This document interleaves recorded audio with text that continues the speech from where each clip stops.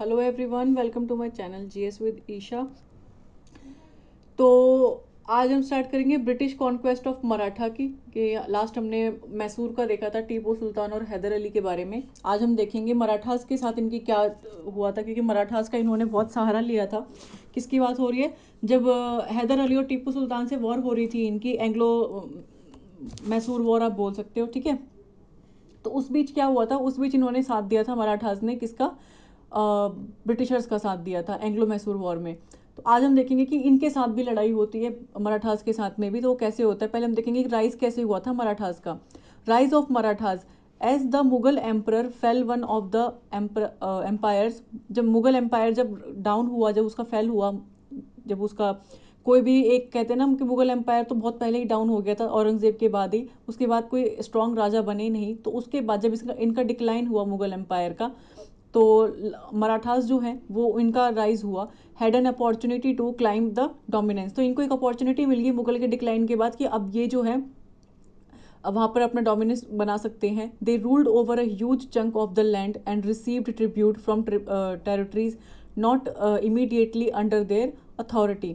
तो कहने का मतलब है कि मुगल एम्पायर के डिक्लाइन के बाद मराठास के हाथ में एक पावर आ गई, डोमिनेंस बढ़ाने के लिए अपना एक पूरे इंडिया में एक स्ट्रॉन्ग रूल बनाने का इनको मौका मिल गया। और वो मौका इन्होंने अच्छे से ग्रैब किया और इन्होंने काफ़ी सारे ट्रिब्यूटरीज रिसीव किए।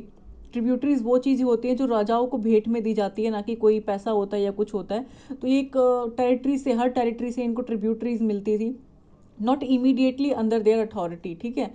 But by by middle of the 18th century, 18th century के मिडल में they were in Lahore contemplating become rulers of the north India empire and acting as king makers. ये किंग मेकर्स बन गए at the court of Mughals. ये चीज़ आपको ध्यान रखनी है।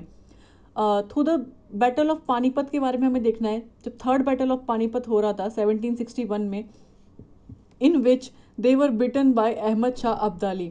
अहमद शाह अब्दाली ने इनको हराया था उसमें, बैटल ऑफ पानीपत में, जो तीसरी बैटल ऑफ पानीपत हुई थी 1761 में। तो अहमद शाह अब्दाली के द्वारा कौन हारे गए थे? मराठास। चेंज द सिचुएशन, उस टाइम पे सिचुएशन चेंज हो गई थी और ये रीऑर्गेनाइज करते हैं, रीस्टोर करते हैं अपना स्ट्रेंथ, अपनी पावर, और स्टैब्लिश करते हैं अपना position, dominance in India within a decade, लेकिन after decline of Mughal empire. Bajirao first, इनके बारे में आपने सुना होगा। 1720 से लेके 1740 तक का टाइम पीरियड की 20 साल तक ये रूल करते हैं। Regarding as the greatest of all Peshwas. तो पेशवाज जो थे उनमें सबसे ज़्यादा जो इंपॉर्टेंट किसको माना जाता है, ग्रेटेस्ट माना जाता है, वो है बाजीराव फर्स्ट को। ये स्टैब्लिश करते हैं एक confederacy of notable Marathas chief, ठीक है। टू गवर्न करने के लिए रैपिडली जो राइज हो रहा था मराठा अथॉरिटी, उसको गवर्न करने के लिए काफ़ी सारे मराठा चीफ को ये अपॉइंट करते हैं। To some degree specify the Kshatriya element of the Marathas. तो जो क्षत्रिय हुआ करते थे, जिनको हम वॉरियर्स बोलते हैं, वो मराठास में थे। पेशवाज वर ब्राह्मण, जो पेशवाज थे वो ब्राह्मण हुआ करते थे। लेड बाय द सेनापति, इसका नाम था दबोधी, ठीक है। ये क्लियर हो गया। According to the Marathas confederacy organization, each notable family under a chief was allotted a zone of influence that he was meant to conquer and control in the name of the Marathas king Sahu. तो अगर हम बात करें कि मराठास की confederacy के हिसाब से, कि जो हर एक फैमिली हुआ करती थी एक चीफ के अंदर, उनको अलॉट किया जाता था एक जोन ऑफ इन्फ्लुएंस, यानी एक जोन इनको अलॉट किया जाता था, that he was meant to conquer, जहाँ पे ये कॉन्कर कर सके, जीत सके, कंट्रोल कर सके, इन द नेम ऑफ उस टाइम के जो मराठा किंग थे साहू। यानी कि हर फैमिली को एक एरिया दिया हुआ था, हर फैमिली का एक चीफ था, उनको एक जोन मिला हुआ था, जिस एरिया को इनको कंट्रोल करना होता था और कॉन्कर करके, यानी कि अपने अंदर ही रखना पड़ता था। तो ये किसके टाइम पे होता था? साहू, वो एक मराठा किंग थे, उनके टाइम पे। The confederacy operated well under Bajirao first, ठीक है। बाजीराव फर्स्ट के टाइम पे काफ़ी अच्छी शासन चल रहा था। तो माधवराव फर्स्ट के टाइम पे भी। But the third battle of Panipat in 1761 changed everything. यहाँ पे मराठास की बहुत बुरी तरीके से हार होती है। किसके बाद कौन इनको हराता है? Ahmad Shah Abdali. The defeat at Panipat followed by the death of the young Peshwa Madhavrao first, की डेथ हो जाती है इसमें 1772 में, और रिड्यूस हो जाती है पेशवाज होल्ड ओवर द कॉन्फेडरेसी। तो इनकी पावर जो है बहुत डिक्लाइन हो जाती है। अब आप खुद देख सकते हो कि मराठास का एम्पायर मुगल के डिक्लाइन के बाद कितना ज़्यादा हो गया था। ये पूरा येलो वाला पोर्शन जो है ये मराठास का था, बाकी हर जगह जो है ये छोटे छोटे मोटे एरिया थे। तो आप देख सकते हो कि पाकिस्तान वाला एरिया जो है ये भी उस टाइम पे इन्हीं के पास था। तो द लीडर्स ऑफ कॉन्फिडरेसी बैंड करते थे टुगेदर एन ओकेजन, तो जो यहाँ के जो लीडर होते थे वो ओकेजनली मतलब एक साथ नहीं होते थे, सच एज अगेंस्ट थे ये ब्रिटिशर्स के, तो दे फ्रीक्वेंटली क्वेरल्ड अमंग देमसेल्व्स। अब इनको पता था कि ब्रिटिशर्स इनके लिए खतरा है, हर किसी को पता था कि खतरा है, लेकिन तब भी ये एक साथ नहीं होते थे। एक कहीं ना कहीं ये एक रीज़न था इनका हारने का, अगर ये सब मिल जाते, हर एक जगह के लोग मिल जाते, तो कहीं ना कहीं ब्रिटिशर्स 200 सालों तक या 2 सेंचुरी तक इंडिया पे राज नहीं कर पाते। पेशवा बाजीराव की हम बात करें, 1720 से 40 का इनका टाइम पीरियड था। सेवन्थ पेशवा थे ये, और Shrimant Peshwa Bajirao first, popularly known as Bajirao Ballal, and large the Maratha empire to cover much of modern day India. कहने का मतलब है कि पेशवा बाजीराव फर्स्ट जो है, इनका नाम क्या था, श्रीमंत पेशवा बाजीराव फर्स्ट, पॉपुलरली इनको माना जाता है बाजीराव बलाल के नाम से, जिन्होंने मराठा एम्पायर को इतना बढ़ाया था, जो आज का हमारा मॉडर्न डे इंडिया है, आप उतना लेकर चल सकते हो। Balaji Vishwanath and his wife Radhabai Barve gave birth to Bajirao, तो इनके बेटे थे ये। तो इनका जन्म कब हुआ था, 1700 में। इंस्टेड ऑफ डेक्कन, डेक्कन छोड़ के बाजीराव फर्स्ट जो थे, ये directed the Marathas attention to the north, Deccan छोड़ के ये नॉर्थ की तरफ बढ़ने को इन्होंने डायरेक्ट किया था लोगों को। He is credited as being the first Indian to detect the Mughal fragility and fading empire, ये पहले इंडियन थे जिन्होंने मुगल्स को कहीं ना कहीं उनके एरिया में इन्होंने अपना एम्पायर बनाया था। He was well aware of the Mughal rulers weakness in Delhi, तो इनको पता था कि मुगल रूलर्स की वीकनेस दिल्ली में क्या है, तो वो हर चीज़ के बारे में इनको नॉलेज थी, इसलिए ये नॉर्थ की तरफ बढ़े थे। द वेल नोन फ्रेज यानी कि अटोक टू कट्टक, तो अटोक से लेके कट्टक जो है alludes to the Marathas kingdom as visualized by the Bajirao first, जिनका विश था, who wished a plant the saffron flag atop the wall on अटोक, तो अटोक के वॉल पे एक सैफरून फ्लैग बनाने की इनकी एक विश थी, एक प्लांट बनाने का इनका विश था, किसका, बाजीराव फर्स्ट का। बाजीराव फर्स्ट फाउट 41 वॉर्स, 41 लड़ाइयाँ लड़ते हैं ये, और never lost a single one of them, एक भी नहीं हारते हैं। This capable Maratha prime minister was able to form a confederacy of Marathas who had dispersed following Shivaji's death. तो ये जो कैपेबल मराठा के प्राइम मिनिस्टर थे, वो एबल थे कॉन्फेडरेसी करने के लिए, ठीक है, from confederacy of Marathas who had dispersed following Shivaji की डेथ निकली, इसकी वजह से इनकी डेथ हो गई थी। The confederacy includes the Scindias which were, ये कॉन्फेडरेसी में कौन कौन इंक्लूड हुआ था, तो इस कॉन्फेडरेसी में इंक्लूड थे Scindia which were led by Ranoji Shinde of Gwalior, Holkars भी इसमें इंक्लूड थे इंदौर के, गायकवाड्स भी जो पिलाजी के थे, और पावर्स उज्जैनी दहार, मतलब ये सब इनके कॉन्फेडरेसी में शिवाजी की डेथ में ये सब मिले हुए थे। एट द एंड आपको ये ध्यान रखना है, ठीक है। मैं एक स्टोरी की तरह पढ़ा रही हूँ, लेकिन जो इंपॉर्टेंट एग्जाम के लिए होगा वो आपको बता दूंगी। आफ्टर महाराजा छत्रसाल डेथ, तो महाराजा छत्रसाल भी थे मराठा के रूलर, इनकी डेथ के बाद he was able to get 1/3 of Bundelkhand, तो इनकी डेथ के बाद इन्होंने बुंदेलखंड का 1/3 पोर्शन ले लिया, किसने, पेशवा बाजीराव फर्स्ट ने। He had a half Muslim girlfriend from Bundelkhand, यानी कि हाफ मुस्लिम गर्लफ्रेंड थी इनकी बुंदेलखंड से, जिनका नाम था मस्तानी, क्लियर हो गया। Who was never welcomed into Maratha culture, आपने बाजीराव मस्तानी मूवी देखी होगी तो आपको पता होगा, तो कहीं ना कहीं मराठा कल्चर ने उनको एक्सेप्ट नहीं किया था मस्तानी को। बाजीराव फर्स्ट जो है रिलोकेट करते हैं Marathas administrative headquarter from Satara to Pune. अभी क्या करते हैं, अपना एडमिनिस्ट्रेटिव हेडक्वार्टर कहाँ से कहाँ बनाते हैं, सतारा से पुणे, ये बहुत इंपॉर्टेंट है, ये आप ध्यान रखना, ठीक है। बाजीराव फर्स्ट मर जाते हैं इलनेस, कुछ बीमारी की वजह से 1740 में, लेकिन ये कभी कोई वॉर नहीं हारते हैं, ये आपको ध्यान रखना है। And was succeeded by his son Balaji Bajirao, इनके बेटे होते हैं। अब ब्रिटिश वर्सेस मराठास थोड़ा देखना है हमें, कि between the last quarter of the 18th century, 18th century के लास्ट क्वार्टर में क्या हुआ था, एक सेकेंड, हाँ, तो ये बोल रहे हैं कि between the last quarter of the 18th century, यानी 18th सेंचुरी का लास्ट फेज चल रहा था, and the first quarter of the 19th century, normal language में देखें तो 18th सेंचुरी का एंड और 19th सेंचुरी की स्टार्टिंग में क्या हुआ, the Marathas and the English clash करते हैं 3 बार फॉर पॉलिटिकल सुपरमेसी के लिए, with the English ultimately triumphing, हमें पता है इंग्लिश जीतते हैं, ठीक है।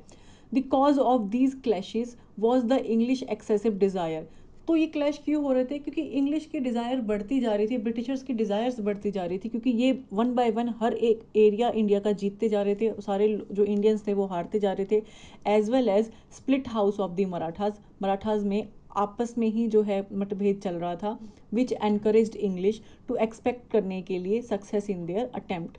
आपका इतना बड़ा राज्य है लेकिन आप अलग अलग टुकड़ों में बटे हुए हो, कोई एक दूसरे का साथ नहीं दे रहा था, तो कहीं ना कहीं इंग्लिश को यानी ब्रिटिशर्स को एक मौका मिल गया अटेम्प्ट करने का, एक चाह रहे थे कि वो हम वॉर करें, और वो वॉर में वो सक्सेस हुए और मराठास हारते हैं और इंग्लिश यानी कि ब्रिटिशर्स जीत जाते हैं। The English in Bombay intended to build a government. तो इंग्लिश बॉम्बे में क्या करते हैं, उनका इंटेंशन होता है कि एक गवर्नमेंट बनाए along the lines of Clive's के साथ मिलकर, organisation in Bengal, Bihar and Orissa. When the Marathas were split, जब मराठाज अलग अलग हो जाते हैं over succession, it was a long awaited chance for the English. तो इंग्लिश इसी बात का ब्रिटिशर्स वेट ही कर रहे थे कि कब इन मराठास के बीच में क्लैश आएगा, जो रूलर्स हुआ करते थे अलग अलग, वो आपस में कब लड़ेंगे कि हम जाके उसका फ़ायदा उठाएं और वहाँ पे अटैक करें। रीज़न क्या था बैटल का? 3 battles fought between India and the British East India Company and the Marathas Confederacy और Maratha empire are known as the great Maratha war या फिर एंग्लो मराठा वॉर कहते हैं, ठीक है। द वॉर बिगन इन 1777, ये डेट बहुत इंपॉर्टेंट है, आपको बताना पड़ेगा इस डेट पे क्या हुआ था, एंड एंडेड इन 1818। तो 1777 से शुरू हुआ और 1718 में खत्म हुआ, with the British triumph as the annihilation of the Marathas empire in India when the Marathas were defeated at the battle in Panipat. जब मराठास जो बैटल ऑफ पानीपत में हारे गए, जो थर्ड पेशवा थे बालाजी बाजीराव, वो मर जाते हैं 1761 में। 23 जून 1761 में कौन मरता है? बालाजी, जो कि तीसरे पेशवा होते हैं बालाजी बाजीराव, इनकी यहाँ पे डेथ हो जाती है। इनके जो बेटे होते हैं माधव राव, ये इनको सक्सीड करते हैं आफ्टर हिज डेथ, लेकिन माधव राव भी जो है ये बहुत ही कम उम्र में इनकी भी जो है डेथ हो जाती थी। ये कैपेबल थे और कॉम्पिटेंट कमांडर थे, who maintained unity among his nobles and chiefs, में एक यूनिटी बना के रखते थे, and was quick successful in restoring Marathas lost authority and dignity. तो जो भी मराठाज ने अपना एरिया खोया था, माधव राव उसको वापस से अचीव करते हैं, and the British became increasingly wary of the Marathas as their power grew. तो ब्रिटिशर्स यहाँ परेशान हो रहे थे कि इनकी पावर जो है बढ़ती जा रही है, and they sought to undermine their reestablishment, और वो कहीं ना कहीं अपने री एस्टेब्लिशमेंट के बारे में सोच रहे थे। When Madhav Rao died in 1772 में, माधव राव बहुत ही कम एज में मर जाते हैं, the Britishers were free to attack the Marathas. इसके बाद ब्रिटिशर्स फ्री हो जाते हैं अटैक करने के लिए। तो पहली लड़ाई होती है फर्स्ट एंग्लो मराठा वॉर 1745 से 82 के बीच में। मेन कॉज होता है मराठा वॉर का वॉज द ब्रिटिशर्स की growing meddling in the Marathas internal and foreign affairs as well as their power struggle between Madhav Rao and Raghunath Rao. तो ये लड़ाई का मेन कारण क्या होता है कि ब्रिटिश ग्रो कर रहे थे मराठा की इंटरनल टेरिटरी में घुसने की और उनके फॉरेन अफेयर्स पे कंट्रोल करने की, और इस बीच क्या हुआ, माधव राव ने स्ट्रगल किया और रघुनाथ राव ने, इनकी डेथ हुई यहाँ पे। After Peshwa Madhav Rao died, his younger brother Narayan Rao took over as Peshwa. इनके छोटे भाई जो होते थे उन्होंने पेशवा की पोजीशन ले ली, but it was his uncle Raghunath Rao who wished to be Peshwa. तो अब इनके अंकल थे रघुनाथ राव, ये चाहते थे पेशवा बनना, लेकिन माधव राव की डेथ के बाद नारायण राव जो है ये बन जाते हैं। So he enlisted the assistance of the English to assist him and make him Peshwa. अब रघुनाथ राव जो है यहाँ पर खेल जाते हैं, इनको ये नहीं दिखता कि इनका पूरा एरिया चला जाएगा, ये चले जाते हैं ब्रिटिशर्स के साथ, वहाँ पे हाथ मिला लेते हैं और कहते हैं कि आप अटैक करो लेकिन उसके बाद मुझे पेशवा बनाना, ठीक है।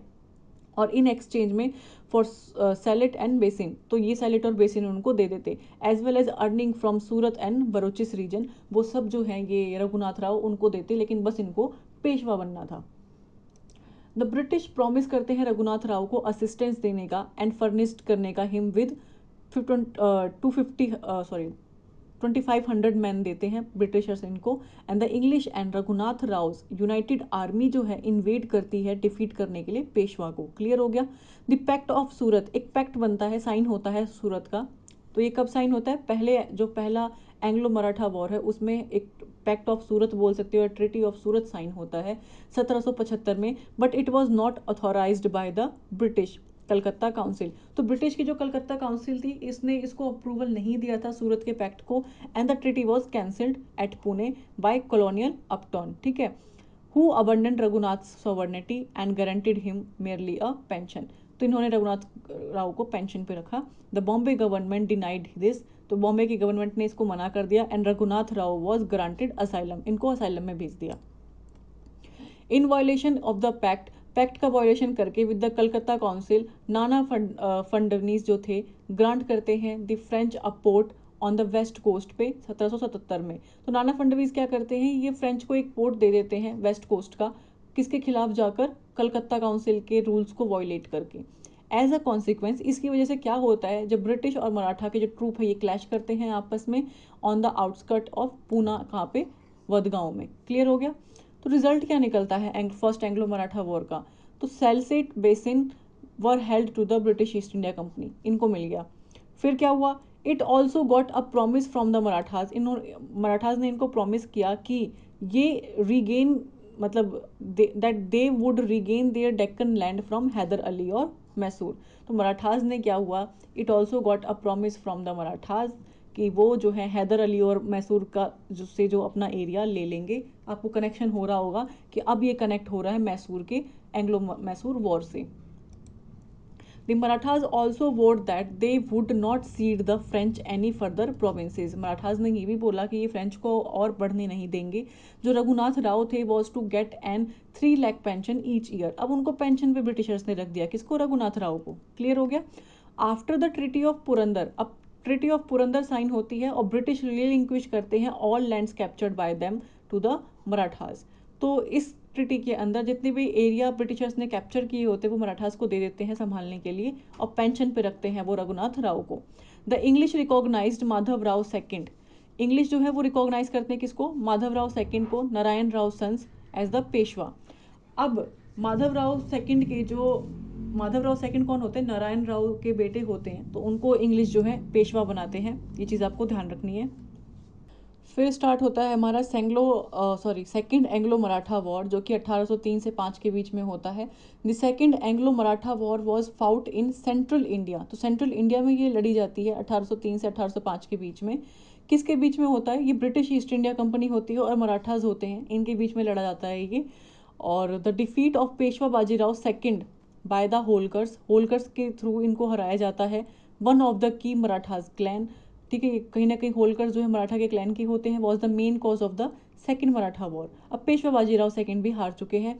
एज अ रिजल्ट, इसके रिजल्ट क्या होता है, जो पेशवा बाजीराव सेकंड होते हैं ये रिक्वेस्ट करते हैं ब्रिटिश को प्रोटेक्शन के लिए कि हमें प्रोटेक्ट करो, बाय साइन करके a treaty of basin in December 1802।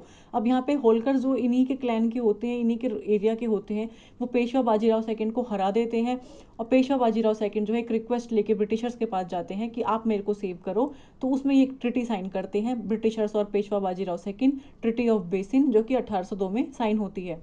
Other Maratha king जो होते हैं such as Scindia rulers of Gwalior and the Bhosle rulers of Nagpur and Berar would not accept this, वो एक्सेप्ट नहीं करते हैं और बैटल के लिए करते हैं, यानी कि ट्रिटी जो साइन करते हैं पेशवा बाजीराव सेकंड, उस ट्रिटी को ये लोग फॉलो नहीं करते और बैटल हो जाती है यहाँ पर हमारी second Anglo Maratha war. As a result second Anglo Maratha war in the central India erupted in 1803।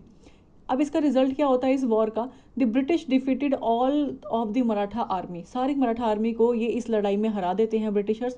1803 में द शिंदिया साइन करते हैं जो अगेंस्ट जा रहे थे ब्रिटिशर्स के, अब यही इनके साथ एक ट्रिटी साइन करेंगे जो कि ट्रिटी है ट्रिटी ऑफ सुरजी अजानगांव, ठीक है, विच ग्रांटेड द ब्रिटिश, तो ये ग्रांट करते थे ब्रिटिश को द लैंड ऑफ रोहतक, तो रोहतक का जो लैंड था यानी कि हरियाणा का जो रोहतक डिस्ट्रिक्ट थी, वो जो उसकी जो लैंड किसने ग्रांट करी, ट्रिटी, किस ट्रिटी में हुई, ट्रिटी ऑफ सुरजी अजान गांव में। गंगा यमुना का दोआब गया और गुड़गांव, दिल्ली, आगरा वाला एरिया, भरूच के सारे एरिया किसके पास चले गए, ब्रिटिशर्स के पास। कुछ वेरियस डिस्ट्रिक्ट्स थे गुजरात के, वो भी ब्रिटिशर्स को दे दिए। सेंक्शंस ऑफ बुंदेलखंड गया, अहमदनगर फोर्ट, ये सब ब्रिटिशर्स के हाथ में चला गया ट्रिटी ऑफ सुरजी अजान गांव में, जो कि सेकंड वॉर हुई थी एंग्लो मराठा वॉर, उसके बाद साइन हुआ था। 1830 में भोसले साइन करते हैं। अभी सिंधिया के साथ क्या ट्रिटी हुई वो देख लिया, अब भोसले के साथ ट्रिटी क्या हुई, भोसले ने साइन किया treaty of Deogaon by which English obtained Cuttack. उस ट्रिटी के अंदर जो ब्रिटिशर्स हैं उनको कत्तक मिला, बालासोर मिला and the region of west of Wardha river, तो वर्धा रिवर के वेस्ट वाला सारा रीजन जो है, पश्चिम वाला जो एरिया है वो सारा ब्रिटिशर्स ने ले लिया, भोसले से लिया, ये ध्यान रखना है, ट्रिटी ऑफ देवगांव में। दी होलकर्स साइन करते हैं द ट्रिटी ऑफ राजघाट, तो तो होलकर जो है ट्रिटी ऑफ राजघाट साइन करते हैं इन 1805 में, गिविंग अवे टोंक। देखिए 3 लोग मिले थे ना, शिंधिया, होलकर और भोसले, तो सबके साथ इन्होंने अलग अलग ट्रिटी करी। तो राजघाट की ट्रिटी हुई होलकर्स के साथ, उसमें टोंक, बूंदी, रामपुरा, ये सब ब्रिटिशर्स ने किसको दिया, सॉरी ब्रिटिशर्स को दिए किसने, होलकर्स ने। As a result of the conflict the British gained control over significant swath in central India. अब सेंट्रल इंडिया पे भी पूरा कंट्रोल हो गया किसका, ब्रिटिशर्स का। फिर आता है हमारा third Anglo Mysore war, sorry Maratha war. 1817 से 19 के बीच में हुआ था, ये 2 से 2.5 साल चला था। जो 2 प्राइमरी कॉज थे इस लड़ाई के, तीसरी और लास्ट स्ट्रगल जो हुआ मराठाज और ब्रिटिशर्स के बीच में, वो क्या था, राइजिंग डिज़ायर। डिज़ायर जो यानी कि इच्छा जग रही थी मराठाज की कि हम और अपना जो हमारा रिक्लेम करें अपना खोया हुआ एरिया। यहाँ मराठाज ने वॉर को वापस से चुनौती दे दी, ब्रिटिश को वापस से चुनौती दी कि आपने जो हमारा एरिया छीना है हम उसको वापस लेंगे। And the British over bearing control, इनका कंट्रोल नहीं रहा over Marathas noble and chief. Another reason क्या था for the conflict was the British fight with Pindaris. अब पिंडारीज जो हुआ था वो लुटेरे हुआ करते थे, कोई भी खजाना है, कहीं भी ट्रेन जा रही है, गुजर रहा है, तो ये वहाँ पे लूट करके अब सारा सामान लूट लिया करते थे। Home British believed was being protected by the Marathas. अब मराठाज कहीं ना कहीं प्रोटेक्ट हो रहे थे किनके द्वारा, पिंडारीज के द्वारा। अब ब्रिटिशर्स को ये था कि पिंडारीज को भी हमें मारना पड़ेगा क्योंकि ये मराठाज को सपोर्ट कर रहे हैं और ब्रिटिशर्स का सारा माल चोरी करके ये मराठा एम्पायर में पहुंचा रहे थे। The fight took place in Maharashtra. अब जो लास्ट एंग्लो मराठा वॉर हुई ये महाराष्ट्र में हुई एंड सराउंडिंग टेरिटरीज ड्यूरिंग 1817 से 18 के बीच में। When the Peshwa invade the British residency, जो पेशवास थे इन्होंने आक्रमण किया ब्रिटिश के एरिया में इन नवंबर 1817, मराठा के जो लीडर थे were defeated in areas including Ashti, Nagpur, Mahidpur. तो यहाँ पर मराठास फिर भी हार गए। तो ट्रिटी ऑफ ग्वालियर एग्जाम में बहुत बार आया है, देख लेना, 1817 में साइन हुआ था। And Scindia was reduced to the status of bystander in the conflict. Scindia को जो पेशवा का एक पोजीशन मिली हुई थी उसने अपना स्टेटस गिरा दिया यहाँ पर और कॉन्फ्लिक्ट की वजह से। तो ट्रिटी ऑफ ग्वालियर में शिंदिया की जो पोजीशन है वो रिड्यूस हो गई थी, उनका स्टेटस रिड्यूस हो गया था। और ट्रिटी ऑफ मंदसौर जो है वो signed on January 1818 between Malharrao Holkar and British के बीच में, विच रिजल्टेड इन द डिओरेडेंट of the Peshwa and the pensioning of the Peshwa. अब ये पेंशन देने लग गए, ठीक है, पेशवा को Britishers. More of his holding were taken by the British. अब ब्रिटिशर्स ने काफ़ी ज़्यादा एरिया होल्ड कर लिया and the British consolidating there dominance in India. Again जो लड़ाई हुई, बचा कुचा एरिया भी इन्होंने खो दिया और ब्रिटिशर्स ने पूरा मराठा एम्पायर कैप्चर कर लिया। रिजल्ट क्या हुआ थर्ड एंग्लो मराठा वॉर का, शिंदिया एंड द ब्रिटिश साइन करते हैं ट्रिटी ऑफ ग्वालियर, इंपॉर्टेंट है ध्यान रखना, 1817 में, despite the fact that he had not been a part of war, जबकि ये वॉर का पार्ट भी नहीं था। सिंधिया सरेंडर करते हैं राजस्थान को, ब्रिटिशर्स के हाथ में दे देते हैं Rajasthan under the terms of this treaty. अब क्या क्या गया वो देखना। After accepting British control, Scindia ने ब्रिटिश का कंट्रोल एक्सेप्ट कर लिया, sorry, the Raja of Rajputana maintained a princely states until 1974। तो ब्रिटिश कंट्रोल एक्सेप्ट करने के बाद भी जो राजा थे राजपुतानास के, उन्होंने अपना प्रिंसली स्टेट मेंटेन रखा, अपने आप को सेपरेट रखा, कब तक, जब तक इंडिया आज़ाद नहीं हुआ था तब तक। In 1818 the British and the Holkar rulers sign the treaty of Mandsaur. तो होलकर और ब्रिटिश के बीच में मंदसौर का ट्रिटी साइन होता है। Under British tutelage and infant was placed on the throne. 1818 में पेशवा अपने आप को सरेंडर कर देते हैं किनके पास, ब्रिटिशर्स के पास। He was deposed and retired to a modest estate in Bithur, Kanpur में इनको डिपोज कर देते हैं, रिटायर करके भेज देते हैं। And the majority of his area was absorbed by the into a Bombay presidency में चला गया। नाना साहिब जो थे, his adopted son was a leader of the Kanpur revolt of 1857। Nana Saheb his adopted son was a leader of Kanpur, Kanpur के लीडर थे, कब, किसके revolt में, जो हम बोलते हैं हमारी फर्स्ट वॉर ऑफ इंडिपेंडेंस 1857 में। The land seized from the Pindaris, अब लैंड जो है पिंडारीज ने सीज कर ली। अब became British India central provinces, अब वो ब्रिटिश के प्रोविंसेस में आ गए पिंडारीज वाले जो लैंड थे। और मराठा एम्पायर वॉज डिस्ट्रॉयड, पूरी तरीके से डिस्ट्रॉय हो गया as a result of this conflict. और the British captured all of the Marathas kingdom. Satara में क्या हुआ, जो कि महाराष्ट्र वाला एरिया का ही पार्ट है, at Satara an unknown descendant of Chhatrapati Shivaji was installed, ठीक है, as the ceremonial ruler of Maratha confederacy. अब रीज़न क्या था इनके हारने का मराठास का, ये 2 रीज़न बहुत मेन है। This was one of the last great war that the British fought and won. तो लास्ट वॉर थी, बड़ी वॉर जिसे हम बोल सकते हैं। With this the British gain direct और indirect control of most of the India with the exception of Punjab और सिंध। अब नेक्स्ट हमें किसके बारे में पढ़ना है, पंजाब और सिंध का एनेक्सेशन, ये भी बहुत इंपॉर्टेंट है। तो ये हम नेक्स्ट वीडियो में देखेंगे। आज के लिए इतना ही काफ़ी है। तो वीडियो पसंद आए तो लाइक और शेयर कर देना। Thank you.